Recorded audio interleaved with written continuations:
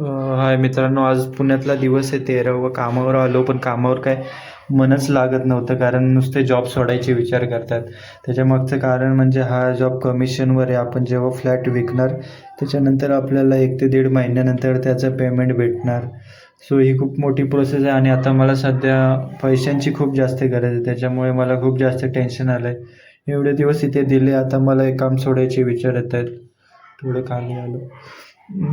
त्याच्यानंतर मग बोललं जाऊ दे, थोडं ब्लिंकिटला निघालो. पहिलीच ऑर्डर लांबची पडली, मार्केट यार्डची ऑर्डर घेतली. 6.3 किलोमीटर ऑर्डर होती, खूप लांब होतं. खूप वेळ लागला मला या ऑर्डरला. तर 70 रुपये भेटले. खूप डोक्यात टेन्शन चालूच होतं, काय करायचं. दुसरी ऑर्डर दिली, परत आलो स्टोअरला.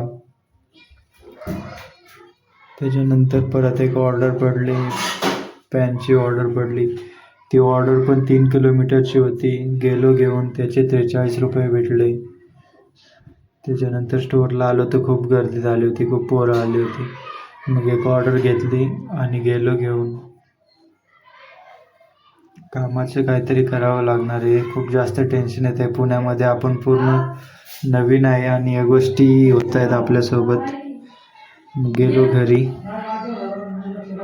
माझे ॲक्च्युली 2 EMI चालू आहेत फक्त, त्याचंच जास्त टेन्शन आहे. तर तसं आपल्याला काही जास्त टेन्शन नाही. बाईकचा 4,000चा EMI होता आणि दुसरा एक होता तो 1,500चा. बाकी तसं आपल्याला काही टेन्शन नाही, पण ह्याच्यामुळे जास्त टेन्शन येतं. त्यात नवीन आहे.